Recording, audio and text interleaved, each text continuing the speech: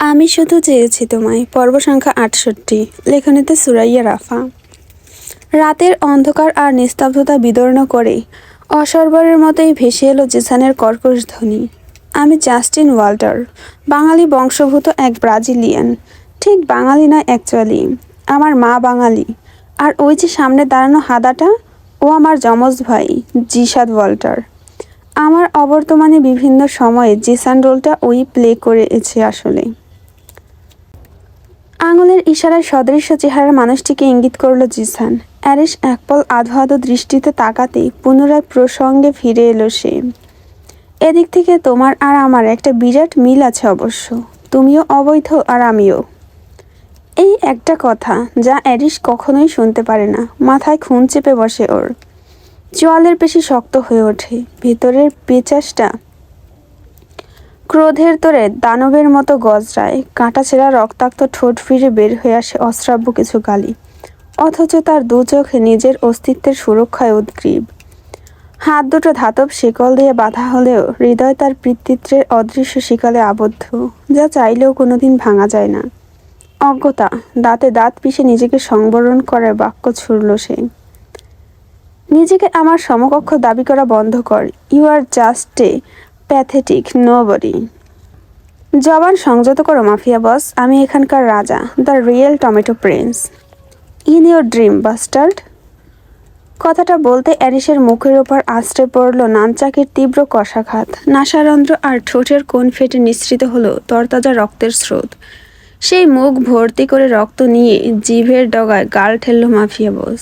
নিঃশব্দে বিস্তৃত হেসে উপহাসের স্বরে আওড়ালো, তুই তো দুর্বল, তাই আমাকে দুর্বলতা দিয়ে বশ করতে চাইছিস।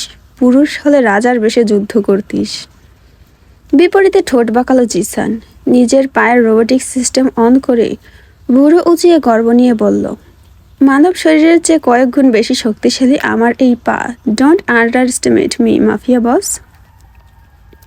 অ্যারিস আবারও হাসল। সেই হাসিতে খেলে গেল অবাক্ত কিছু সূক্ষ্ম বিদ্রুপ, যা বুঝতে সময় লাগলো না জিসানের।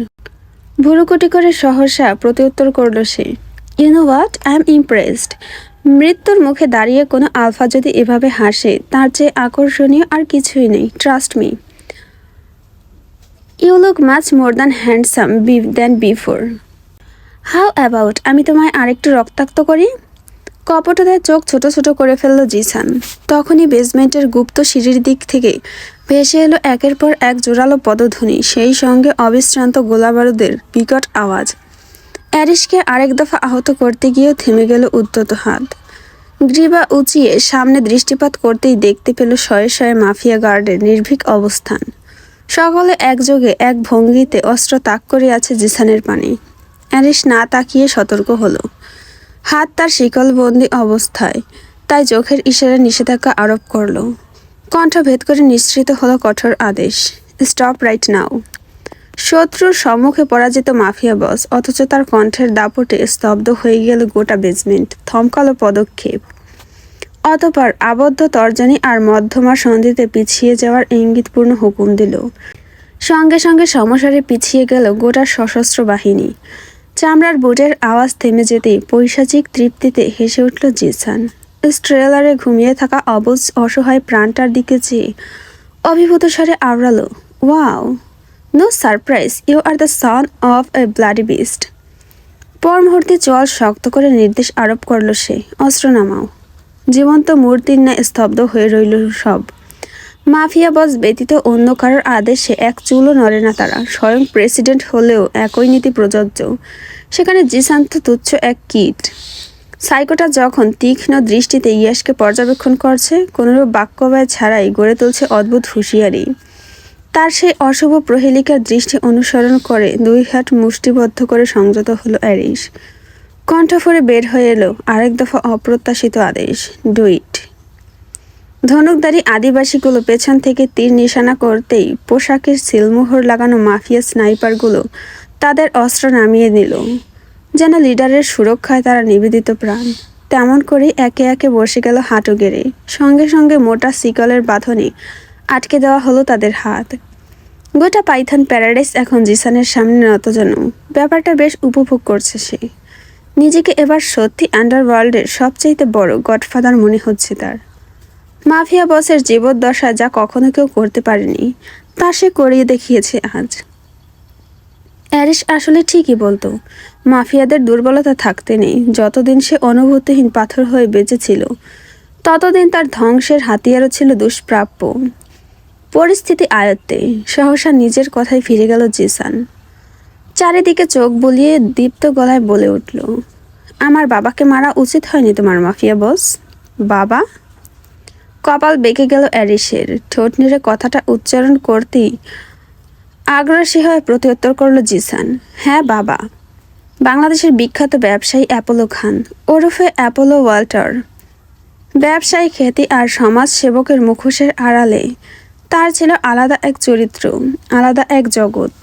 এই সাম্রাজ্য, এই টেরোরিজম সব কিছুই ছিল আমার বাবার। অ্যাকচুয়ালি সুইট ডেমন বৈশিষ্ট্যটা বাবার কাছ থেকেই পেয়েছি। বাবাই আমাদের আইডল, তাই না জিসাদ? জিসানের দিকে ভয়ার্ত চোখে চেয়ে কলের পুতুলের মতো মাথা নাড়ল অদূরে দাঁড়িয়ে থাকা সেই সদৃশ্য যুবক। গত 24 ঘন্টা ধরে ড্রাগ নেয়নি অ্যারিস। ফলস্বরূপ প্রচণ্ড চাপে ছিঁড়ে যাচ্ছে তার মস্তিষ্ক। শরীরের প্রতিটি স্নায়ুকোষ অসহ্য যন্ত্রণায় ফেটে পড়ছে। দাবানলের মতো জ্বলে উঠছে ভেতরটা। বাহ্যিক শরীর থরথর করে কাঁপছে। দৃশ্যপট ক্রমশ ঝাপসা হয়ে আসছে তার।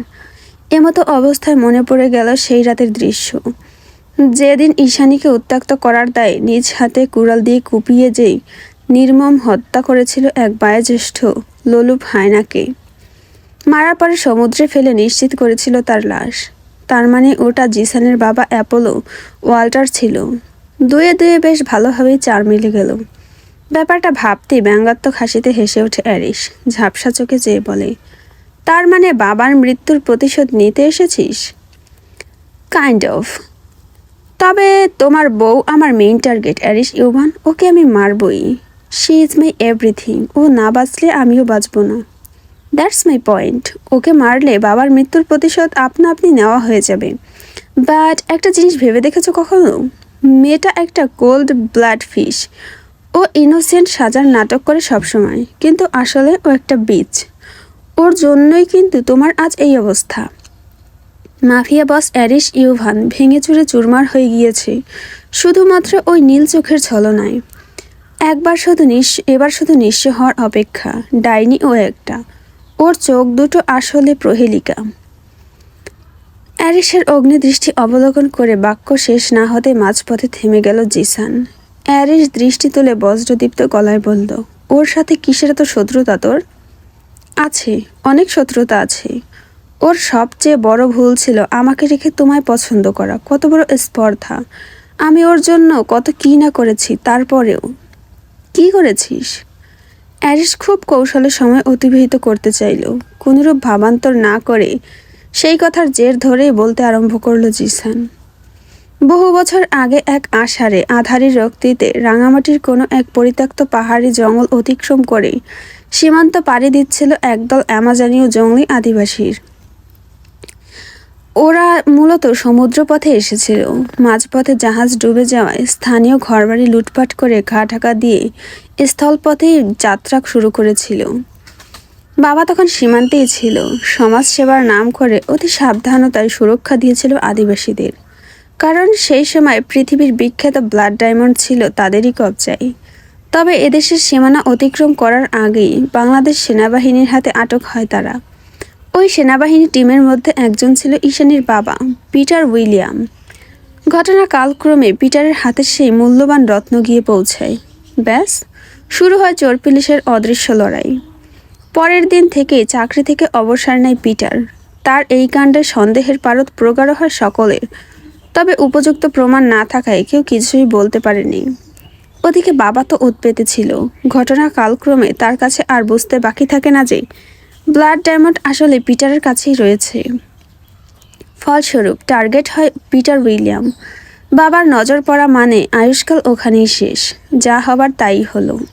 পার্বত্য চট্টগ্রাম অতিক্রম করার আগেই জীবনের জ্যোতি ফুরিয়ে এলো তার। সেই কাঙ্ক্ষিত রক্ত হীরা অবশেষে হাতে পৌঁছালো বাবার। শুধুমাত্র ব্লাড ডায়মন্ডই নয়, তার পাশাপাশি পেল অগাধ অপ্রতিরোধ ক্ষমতা আর গোটা অ্যামাজনবাসীদের কাছে প্রভুতুল্য সম্মান। এরপর থেকে বাবা যা বলতো ওরা অন্ধের মতো শুধু তাই করত, কারণ ওদের বদ্ধ ধারণা রক্তক হীরা যার অ্যামাজনতার গডফাদার হওয়ার যাত্রাটা তখন থেকেই শুরু। কিন্তু সমস্যা হয় তখন যখন এই ঘটনার প্রায় 1 যুগ পরে সরকার নতুন করে পিটারের মার্ডার কেস নিয়ে তদন্ত শুরু করে। সৃষ্টি হয় একের পর এক কৌতূহল, সেই সাথে নতুন রূপে তথ্যের উদ্ঘাটন ঘটে। জল ঘোলা হয়ে যাওয়ার আগেই তৎপর হয়ে ওঠেন বাবা। মূলত ওই কেসটাকে ধামাচাপা দেওয়ার জন্যই প্রথমবারের মতো আমরা বাংলাদেশে পদার্পণ করি, কারণ বাবা তখন বাংলাদেশের টপনচ ব্যবসায়ীদের মধ্যে পরিচিত এক মুখ, রেইনবো গ্রুপের প্রতিষ্ঠিত সিইও, আর আমি তার একমাত্র সুযোগ্য পুত্র। খেলার মাঠে যার শরীর নয়, মস্তিষ্ক আগে চলে। দেশে পৌঁছে এদিক ওদিক তাকায়নি আর। একের পর এক কৌশল খেলেছি, টাকা দিয়ে মনুষ্যত্ব কিনেছি, সব কিছু পরিকল্পনা মতোই চলছিল। কিন্তু হঠাৎ কথার এই পর্যায়ে কিয়ৎক্ষণের জন্য স্তব্ধ হয়ে পড়ল জিসান। পর মুহূর্তেই বুক ফুঁড়ে ভারী এক দীর্ঘশ্বাস ছেড়ে ব্যথাক্লিষ্ট কণ্ঠে আওড়ালো, আমার ঈশানীর সঙ্গে দেখা হলো। আর তখনই স্রোতের বিপরীতে বইতে শুরু করলো পৃথিবী। সেই মেয়েটা আমার জীবনে যার অস্তিত্ব ছিল হিমালকের মতোই নীরব, তিক্ত অথচ অনিবার্য। মৌখিক কিছু প্রমাণের তাগিদে মা ও নানির সাথে থানায় এসেছিল মেয়েটা। ধবধবে সাদা চুড়িদার পেঁচানো শরীরে সেই অদ্ভুত সুঘ্রাণ আজও মাদকের মতো আকৃষ্ট করে আমায়। শিহরণ তুলে দেয় মস্তিষ্কে। আমি উন্মাদ হয়ে যাই, ছটফট করে ওঠে ভিতরটা। সেই সমুদ্রের মতো গাঢ় দুটো নীল চোখ, যা দেখে আমি অনন্য সব চোখে তাকাতেই ভুলে যাই আমার উদ্দেশ্য, আমার অতীত, আমার বর্তমান, ভবিষ্যৎ, সব কিছু ভুলে মোহগ্রস্তের মতো শুধু মেয়েটাকে অনুসরণ করতে থাকি। শুধু কাছাকাছি থাকবো বলে নিজের চিরাচরিত বৈশিষ্ট্য বিসর্জন দিতেও এক মুহূর্ত পিছপা হইনি আমি। ওর পছন্দ অনুসারে নিজের বাহ্যিক পরিবর্তন ঘটাই, হয়ে ওঠে জাস্টিন থেকে জিসান। ওর জন্য কী না করেছি আমি। ভার্সিটি ক্যাম্পাস থেকে কফি হাউস, কোন জায়গায় নিজেকে অ্যাডজাস্ট না করেছি। ভদ্রের খোলস গায়ে পেঁচাতে পেঁচাতে নিজের আসল সত্তাটাকে পর্যন্ত ভুলে বসেছি। তবুও ওই বীজটা আমার দিকে একবার অবধি ফিরে তাকায়নি। অথচ দিন শেষে গিয়ে সেই ভিলেনের প্রেমেই পড়ল। একটা মাফিয়া টেররিস্টের জন্য পাগলামি করতে শুরু করলো। তাহলে আমি কি দোষ করেছিলাম? হোয়াটস রং উইথ মি ম্যান? শেষ কথাতে গর্জে উঠল জিসান, চোখে তার প্রতিহিংসার দবদবে লেলিহান। ক্ষণকালের ব্যবধানে কণ্ঠ শিথিল করে নীরব হুঁশিয়ারি ছুড়ল সে, আমি ফিরে এসেছি অ্যারিস ইউভান। প্রথমে তুমি আমার ভালোবাসার মানুষকে হরণ করেছ, আমাকে পঙ্গু বানিয়েছ, আমার থেকে ব্লাড ডায়মন্ড কেড়ে নিয়েছ, আমাকে সাম্রাজ্যচ্যুত করেছ, কেড়ে নিয়েছ আমার বাবার প্রাণ। এই সব কিছুর বদলা নিতে ফিরে এসেছি আমি, হয়ে উঠেছি তোমার জীবনের সবচেয়ে বড় কাল। কি মনে হয় এত সহজে তুমি আমার সামনে এভাবে বসে আছো? খেলার ছলে প্রশ্নটা করে ফের একাই হাসতে হাসতে মাথা নাড়ল জিসান। আঙুলের ডগায় নানচাকটাকে ঘোরাতে ঘোরাতে শক্তি করে উঠল, নো ম্যান, নো, এত সহজে নয়।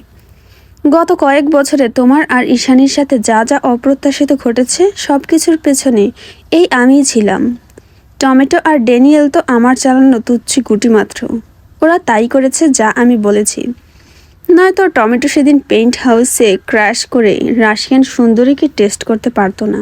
ওর মাথায় এত বুদ্ধি আছে বলে তোমার মনে হয়? We are just dealing everything together. হঠাৎ কারো অযাচিত পদধ্বনিতে কথার এই পর্যায়ে হোঁচট খেল জিসান। চলমান আবহের ছন্দপতন ঘটিয়ে বেজমেন্টে এসে উপস্থিত হলো কেউ একজন। তার বুটের আওয়াজে আগুন ঝরা কর্তৃত্ব, গোলক ধারা মিশ্রিত সেই সূক্ষ্ম আওয়াজ তরঙ্গের মতোই ঝংকার তুলছে বেজমেন্টের প্রতিটি কোণায়। আগন্তুকের চলমান পদক্ষেপের দাম্ভিকতায় ভেসে আসছে নীরব হুঁশিয়ারি। জিসানের সঙ্গে তাল মিলিয়ে আশেপাশের ধনুকধারী আদিবাসীগুলোও একযোগে সতর্ক হয়ে উঠেছে এবার। কোনো এক অতর্কিত প্রলয়ের পূর্বাভাস অদ্ভুতভাবে কান খাড়া করে রেখেছে একযোগে। কয়েক মুহূর্ত অতিবাহিত হলো গা ছমছমে নৈশব্দে, অথচ অপ্রতিকর কিছুই ঘটল না। জিসান সহ তার সঙ্গপঙ্গরা তখনও শীতল ঘামে আর্দ্র। এজন্য অসহনীয় এক ধৈর্যের পরীক্ষা।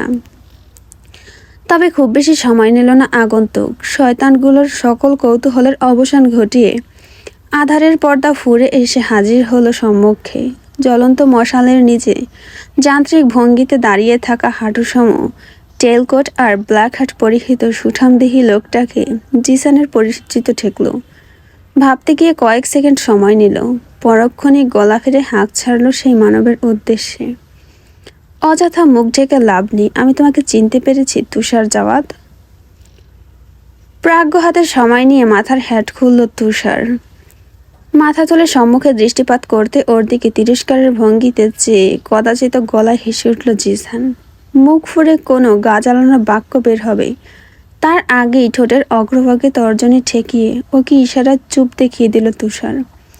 ঠান্ডা নিরুত্তাপ গলায় বলল, অভিবাদন জানাতে হবে না, আই এম অলরেডি স্যাটিসফাইড। এহেন সম্মোহনে অভিব্যক্তি পাল্টে গেল জিসানের। কপালে জড়ো হলো চিন্তার বলিরেখা। সন্দিগ্ধ চোখে তাকালো সে তুষারের পানে। কোনরূপ বাক্য ব্যয় করল না তুষার। বন্দি অবস্থাতে নতজানু হয়ে হাঁটুর উপরে বসে থাকা শয়ে শয়ে গার্ডদের পেছন ফেলে হনহনিয়ে এগিয়ে গেল সে। সামনে এসে হ্যারিসের পাশ ঘেঁষে দাঁড়ালো, অথচ তাকালো না সে একটিবার। কি হাল হয়েছে মাফিয়া বসের চোখ বুলিয়ে দেখার প্রয়োজন অবধি বোধ করল না। উল্টো শটান হয়ে দাঁড়িয়ে প্রস্তাব ছুড়ে দিল জিসানকে, আমাকে তোমার দলে নাও। ঠোঁট বিস্তৃত করে মেকি হাসল জিসান। অসন্তোষ গলায় আওড়ালো, পাগল হয়েছ? তুমি তো পাগলই। প্রলুব্ধ স্বরে কথাটা বলে অবুজের মতো ঠোঁট উল্টালো তুষার। জিসানের ফুরফুরে মেজাজ উবে গেল হঠাৎ। কণ্ঠে উষ্মা নিয়ে বলল, মস্করা করছো? পাশেই দেখো তোমার মাফিয়া বস মাটিতে লুটিয়ে আছে। দেখার প্রয়োজন বোধ করছি না। রোবটিক যন্ত্রের মতো একের পর এক অপ্রত্যাশিত উত্তর দিতে লাগলো তুষার, যেন সিস্টেমে কোনো জায়গায় ভুল হচ্ছে তার। জিসান একটু থমকালো, পরপরই শক্ত গলায় বলল, ম্যানিপুলেশনটা ভালোই আয়ত্ত করেছ, but I am not that kind of person. কথার আগে মস্তিষ্ক চলে আমার। ঘোড়ার ডিম? কি বলছি, ঘোড়ার ডিম চলে? কিছুক্ষণ কপাল বাঁকিয়ে লোকটার মোটিভেট ধরার চেষ্টা করলো জিসান। তনাথে আবারও একই প্রসঙ্গ টেনে আনলো তুষার। শান্ত নিবিড় দায়সারা কণ্ঠ ধীরে ধীরে প্রগাঢ় হয়ে উঠল তার। অন্যায় যখন দুজনের সাথেই হয়েছে, তবে প্রতিশোধ তুমি একা কেন নেবে পার্টনার? পার্টনার? জিসানের কণ্ঠে বিস্ময়। নিজের কথায় অনড় থেকে দৃঢ় গলায় প্রত্যুত্তর করল তুষার, ইয়েস পার্টনার। আমার এবং আমার মায়ের সঙ্গে হওয়া সকল অন্যায়ের বদলা নেওয়ার সময় হয়ে গিয়েছে। যা আমি এতদিন করতে পারিনি তা তুমি করে দেখিয়েছ। এই ব্লাডের বেসটাকে অবশেষে কেউ ঘায়াল করলো, এটার অপেক্ষায় ছিলাম আমি সারা জীবন। এবার আমাকে একটা সুযোগ দাও, শুধু দেখতে থাকো আমি ওকে কতটা কৌশলে আঘাত করি। ওর কাছ থেকে শেখা ট্রিক্স ওর উপরেই ফেলবো আমি আজ। এতক্ষণের কপটতা ভেবে চুপচাপ থাকলেও কথার এই পর্যায়ে তড়াক করে দৃষ্টি তুলল এরিস। তার ধূসর বাদামি গহ্বরে অবিশ্বাসের তুফান। নিজের কানকেও যেন বিশ্বাস করতে পারছে না এবার। ভেতর ভেতর ফুঁসতে থাকা পৈশাচিক মনটা তাচ্ছিল্যে হেসে বললেছিল, এটাই হওয়ার ছিল। তুষারের দেওয়া ছোবলটাই বাকি ছিল শুধু, এবার 16 কলা পূর্ণ। ওদিকে ক্লান্ত পরিশ্রান্ত মনটা সেই অভিযোগের অস্বীকার করছে বারবার। আত্মবিশ্বাসী দাপট নিয়ে বলছে, অসম্ভব। আমি নিজেকে অবিশ্বাস করতে পারি, কিন্তু তুষারকে নয়, সে আমার রক্ত। অবুঝ মনের কথায় পৈশাচিক সত্তাটা খ্যাক খ্যাক করে হেসে বিদ্রুপ ফেলে জানালো, রক্ত? কেমন রক্ত তা সবাই জানে। তুই ওর বাবার অবৈধ সন্তান, শুধুমাত্র তোর জন্যই ওর মায়ের সংসার ভেঙেছে। অবচেতন অ্যারিস ঠোঁট নাড়িয়ে বিড়বিড়ালো একবার, তার মানে সে প্রতিশোধ নেবে? অবশ্যই। নিজের মনের তুমুল বাকবিতণ্ডা তখনই স্তব্ধ হয়ে যায় যখন অ্যারিস শুনতে পায় জিসানকে দেওয়া তুষারের দৃঢ় অঙ্গীকার। অবশ্যই আমি প্রতিশোধ নেব। তুমি যে আমার দলে তার প্রমাণ কি? ওপাশ থেকে বলে ওঠে জিসান। সঙ্গে সঙ্গে হাতের মুঠোয় থাকা ধারালো শর্ট নাইফ দিয়ে অ্যারিসের পিঠ বরাবর আচানক আঘাত করল তুষার। মুখ দিয়ে কোনরূপ যন্ত্রণার বহিঃপ্রকাশ না করলেও ব্যথার তোরে সামান্য কেঁপে ওঠে অ্যারিস। তা দেখে পরিতৃপ্তি হাসল জিসান। অ্যারিসের প্রাণে ভ্রুক্ষেপ না করে সেই হাসিতে বিমত্ত হয়ে তুষার আবারও বলল, আবারও প্রমাণ চাও? নিজে আঘাত না করে তুষারের মাধ্যমে অ্যারিশকে যন্ত্রণা দিয়ে জিসানের বোধহয় বেশ আনন্দই হলো। সহসা উৎকণ্ঠা নিয়ে জানালো, দাও দেখি। সঙ্গে সঙ্গে ছুরিটাকে আড়াআড়ি ধরে অ্যারিসের পেটের আরও একটা নির্মম টান বসালো যন্ত্রমানব।